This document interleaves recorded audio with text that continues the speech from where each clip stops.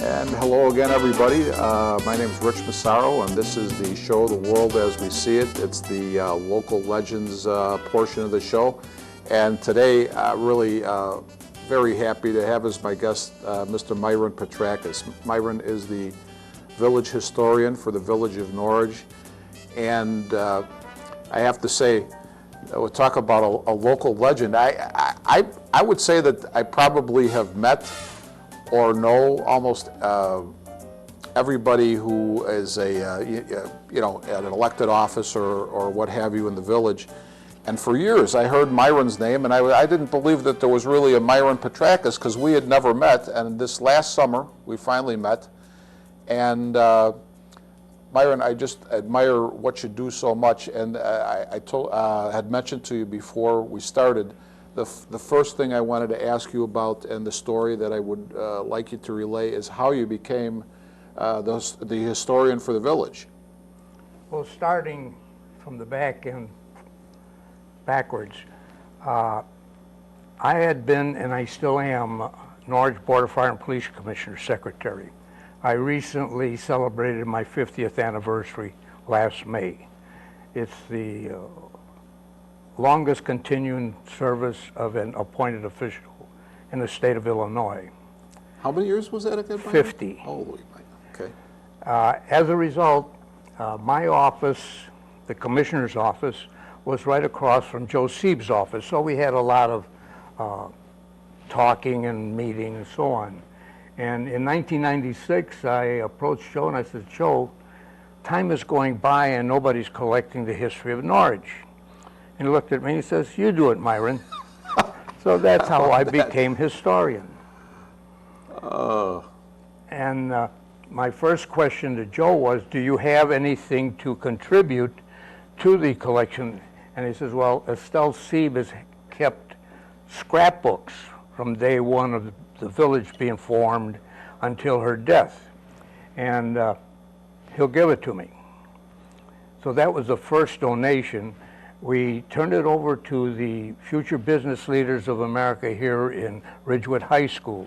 And three girls and Sue Meunier, if you remember her, the Sure. board secretary, took the project and worked on it for 1 year. And what they did is they peeled off each little piece of paper, copied it on archival paper, and then mounted it into a large book, probably 3 feet by 3 feet or something like that. So they put in the first 2 books chronologically, wherever there was a date on the article. The third book, much of it is at random because they don't know where it fit. So that is the base of our Norwich history starting. Now, I was going to ask you, Byron, when you say that Mrs. Sieb had a scrapbook, was it articles from the paper or articles from the paper, unofficial results of various elections, the snotty little letters they pass out before an election without any names on it. Okay. He has everything on there. And many of the old-timers want to sit down and go through it. It would take many, many hours, but they're finding things when they start talking about who was the first police chief. And one guy says, well, it was McCarthy. And I says, no, I met the first police chief. He came in and said hello, and we talked for a while, but I didn't get his address or his phone. His name was Jim Gainey. And I have a picture of the first village board, and there's Jim Gainey standing in the background, identified. So I know who Jim Gainey is. McCarthy, I know very little about. Would he have been as far as you know, would he have been the second? Yeah, McCarthy chief? would have been the second. Peters would be the third, and then Wagner or Johnson? Johnson. Okay. Wagner came in after Johnson. Okay. Okay. You know what I was going to ask you, Myron, when you say you had very little knowledge of McCarthy, was this prior to, obviously it would have been prior to being on the police board then? McCarthy would have been. Yes. The police board was established by law, state statute, that when a community reaches 5,000 people, it must set up a, pretty much like a civil service board, take the politics out of the selection and appointment of police officers. And we went, well, before I got involved in that, I got involved in establishing the high school district. And I spent 2 years on the High School Problems Committee, and I was the reporter for it, the publicist. And I got into that by the same method as I got into being a historian. You said something. Well, a friend of mine I worked with was on that group, and they had representatives from every organization in Norwich and Howard Heights in School District 80 and 79. Let me interrupt you here for a second, Myron, because you're talking, what year are we talking here, about 1958 or so, 57, 58 in there? It would be well, if we're talking about the high school, it would be about 1957. Okay. And I worked on that for 2 years, and in 59, the school board was established. Okay, because the question that I wanted to ask you, you'd mentioned that every group, and when you say that, I'm thinking of groups that we have with us here today, but, and you don't have to be exact, but what groups, I'm curious, what groups were represented? The school districts had a representative on there. Okay. The political parties had a representative on there. The teacher-parent organizations had a representative. Any group that existed. I came through the Norwich Improvement Club. Okay. So any group that was in effect at the time had a representative on that board. Okay. Myron, and everything you say I find fascinating because I'm fascinated with the history of the village. Now, you actually have resided in the village for how long? Well, we moved in on Labor Day in 1955, September 1955. We had been married since 1953, and we had a boy 2 years old and a little girl 6 months old when we moved in. So the village had been established as a village for 1948. Now, I have to ask you this, Myron, because we're talking about the village as it exists today. But I used to have lunch with a fella, and he lived in the area that would be west of Canfield and between Montrose and Lawrence. And he told me that when he had moved into the village, and I can't remember what year that was, but that he had gotten into a group that petitioned that area to become part of the village. And my family has been in the village a long time, and I myself have been in the village, but I was really young at that time in the 50s and had no knowledge of that. Is that what happened? Were there parts of the village that we have now that were not part of the village originally? Oh, yes. Okay. Going back to before they incorporated, it was just township. They had no streets, no sewers, no curbs or sidewalks. Their water supply was 1 3/4 inch pipe for the whole area, and the area was from Ozanam to Harlem, from Irving to Montrose. Ozanam, okay. So that piece of land tried to annex into Chicago because they needed the services. And they got in for 1 day. They did get in for 1 day. Yeah, okay. The alderman from Chicago was out of town. When he came back and found out it was in his ward, he kicked him out. Oh, gee. Look, they need everything. They're not giving anything. Right. Not only that, they're all Republicans. Oh, man. That didn't go over too, yeah. So they were kicked out, and then the group got together and said, look, why don't we do it on our own? We'll get the things that we need instead of waiting for someone to give it to us. That's the philosophy that when it started. Well, you know what, Myron, we're coming close to being at the end of this segment, but what you're saying is really interesting. So maybe I'll start into it. Now, how? I know you weren't here yourself, but you probably have heard. How, when you have nothing, basically, where did they start? How do you start from scratch like that to build a town or a village? Well, first, you have to start with the people getting together, like they had what they called the Norwich Annexation Club. Okay. And their purpose was to annex into Chicago. Well, when that didn't work out, it became the Norwich, I forget exactly what it is, but it was dedicated to becoming the Norwich Incorporation Club. Okay. It was a club. Okay. They had to raise so many petitions to qualify for a referendum. Then they had to pass the referendum to be incorporated. Now, let me interrupt for a second. Who oversees when? Okay, you're having people sign petitions. They have to go someplace. Who's overseeing this? The state? The is committee in the Norwich Annexation Club. Okay. But do they, what I'm asking, Myron, do they have to answer to somebody? Do they have to submit the petitions to anybody? They don't, okay. Okay. You know what, I'm going to hold this thought here because we've got 30 seconds and I'm sure this is fairly involved. So let's cut this off right here. We'll continue on the other side.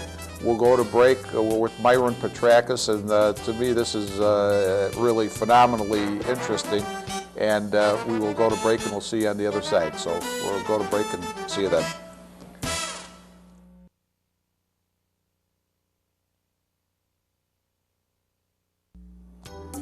And we're back again, everybody. This is The World as We See It. My guest is Myron Petrakis, historian of I was almost going to say Ridgewood High School, but it's the village of Norwich. And you know what? I'm not going to say a lot, Myron. This is so fascinating. I want to get back to what we were talking about prior to going to the break. You were talking about the people who were inside the village boundaries at that time as they existed, were signing petitions to incorporate the village, and I'll let you take it from there. How did that proceed? Well, once they got the petitions, they petitioned the state legislature to establish a community. Harwood Heights had been incorporated a year before, and at the present time we're adjacent, our borders are adjacent. At that time there was unincorporated land between the two. There were two completely separate entities. And they set up the board. Joe Sieb, who was mayor for 46 years and 222 days, was not on the board.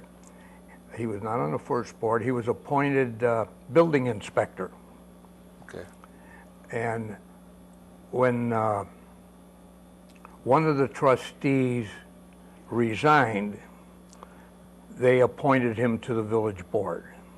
Then 2 years of Carl Kuchar's being mayor, he left, and they appointed Joe as mayor. That's how he got to be.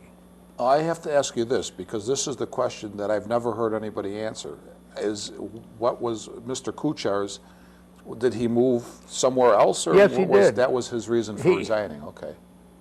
From what I understand, he was an industrialist, owned a factory. He was very well-to-do. Of course, this was not a very well-to-do neighborhood. And he moved to Gulf. And from what I understand, Gulf has some very nice big homes, very few homes. And the reason they call it Gulf, one of the executives of the railroad would stop the train there and get off and play golf. Yeah, I've been on the train and stopped at Gulf, okay. Yes. Yeah. So that's why they called it Gulf. Well, he moved to Gulf, and I lost touch. I called the police chief there, and he said that he had passed away 20 years ago, and the family is gone, and he doesn't have any further information. You know what, Myron, you said something there that, and I have to ask you about this. There was sort of a buffer zone, unincorporated area between Harwood Heights and Norwich. What I've always wondered, though, but obviously the communities are similar and right next to each other, was there ever any talk from the outset of this being one village? No, but there was talk about how far they would expand, and that was Wilson Avenue. And the village don't have much control of where a builder wants to incorporate. And Howard Heights found that people on the south side of Wilson Avenue, factories, wanted to be there because the services were available. Okay. And that broke the agreement, and of course from there on in, Norwich and Howard Heights did not get along. Okay. I didn't realize that. I knew there was a little bit of a natural rivalry, but I didn't know why. That's where it started. And unfortunately, or maybe fortunately, we all pass on, and those who were involved in that original misunderstanding, or whatever you want to call it, are gone. And there is very close working relationship between the two villages at this date. None of that is still carrying on. I have two questions, and I want to ask you before they leave my mind. Do you? I know that you're the Norwich village historian, but do you know who the first mayor of Harwood Heights was? Offhand. Yes. I don't remember right That's off. okay. It'll come to me. Let me ask you one that I'm sure that you can give us some insight on, and it's always fascinated me, is since the time I was a little boy and started playing in Norwich Park, I've been told that Norwich Park actually is part of Harwood Heights, or was part of Harwood Heights, and I'm not, even to this day, I'm not really even sure which, because I know that it's the Harwood Heights police. If there's a problem in the park, they're the ones who respond. Could you give us a little background on how that hall progressed? I got involved in that a little bit. Okay. At the time that we moved in, there was a referendum to establish a park district. And they picked the territory of the Giles School District. They knew the people there, they knew they were for it, or if they expanded beyond those borders, they would have a lot of people against it. The 20 acres, actually it was 30 acres. The 20 acres that exist now was owned by the Shapiro family. There was two men and a woman, three siblings. And the 10 acres south of that was Frederickson. He owned that. So the other thing is that the Shapiro people had bought the property, in the 20s. And the man told me outright, he says, when you invest in property, it's got to double its price every 10 years. And this is how we establish what we want. But the village, not the village, but the park board was not offering that. But in their plans, they were very wise. They had bought a strip of land from the power company. It was 10 feet wide from Montrose to Lawrence Avenue, between Oriole and Ottawa. Okay. So it is my back fence. Okay. And the purpose was they would get the services from Norwich to their factories. Well, when Norwich rejected the factories, they went to Howard Heights. And I attended the meeting there at Howard Heights at someone's home. They didn't have a village hall. And Norwich had an attorney. That was it Diamond? No, it was. Well, let's forget. Yeah, He's okay. a great municipal lawyer. He quietly told the meeting there. He says, "The meeting that you held and annexed the property to Howard Heights was illegal. You did not post a notice of the agenda 48 hours before the meeting." So they didn't get No, it was they were getting the permit to put in factories. They had already gone into Howard Heights. Okay. So that stopped the factories, and it gave time for the Park District to condemn the land. Now, when it got down to paying for what they were going to do, they didn't have enough money for 30 acres. So they had to let the 10 acres go to Frederickson, which was on the south end, and they only concentrated on the 20 acres, which is in Howard Heights. Now, Howard Heights did not have the facilities nor the desire to give the park any water. Okay. So Norridge annexed the parkway along Overhill Okay. on the east side of the street, All right. and then put the water lines and fire plugs right down the parkway, and the park connected to those pipes. So, okay. So they got their water from Norwich. Yes.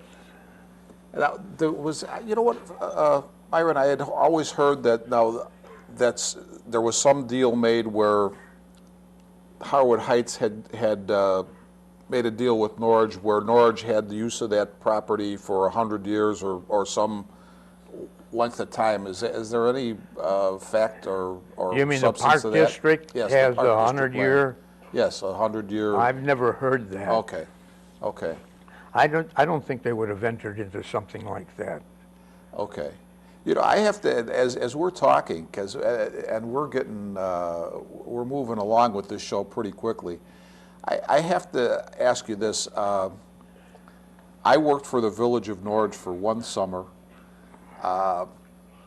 and for the Public Works. You know, I was a student and I worked for the summer. And the guy I worked for, it was a guy I'm sure you know and are familiar with, was Johnny Bacher, who was quite a, put it this way, I would say this, and this I say in the most complimentary way. Norwich is a community, probably like people in other communities who watch this maybe feel the same way, but we're smaller, so we know more about each other. But it's a community with a lot of colorful characters, and Johnny Bacher certainly was one. And he had been a police officer, but you know, Myron, I remember working for him, and you know, it wasn't a long period of time, but he could literally tell you where all the hookups, say for water or for electricity or whatever, were under the ground, and he didn't need the map. They were right there in his head. Well, he put them in himself or supervised them going in. Now, could you? The one thing I was going to ask you, he was a police officer and then went into Public Works. How did that happen? He was a part-time police officer. He was not, what they called them, deputies. He was not marshal. a marshal, whatever it is, and he was not a appointed full-time police officer.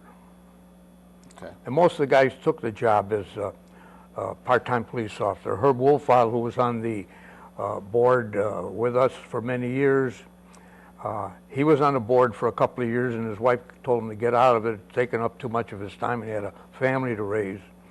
But at that time, they didn't have a police station.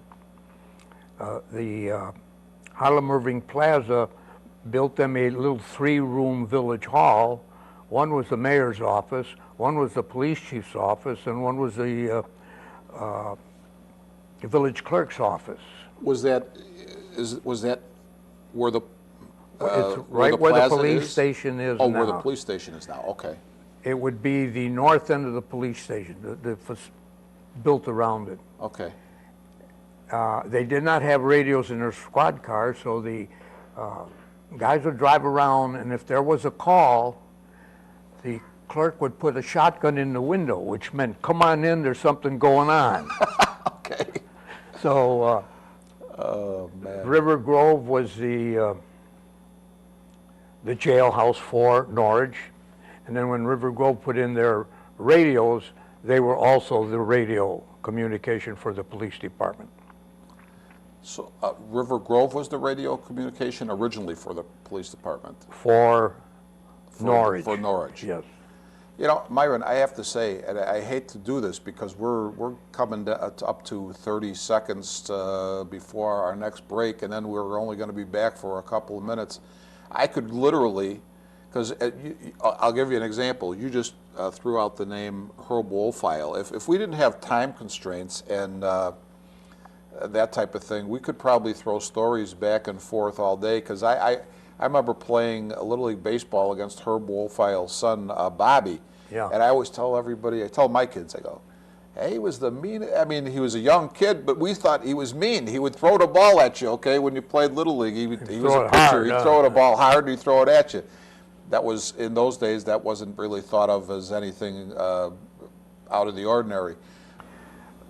As I said, the museum was started just by suggesting it to Joe Sieb, and my office was the Board of Fire and Police Commissioner office was right across the way, and whatever we collected was stored under the desks around the whole room. It looked like a closet rather than an official's office, until we got the room at the Estelle Sieb Center.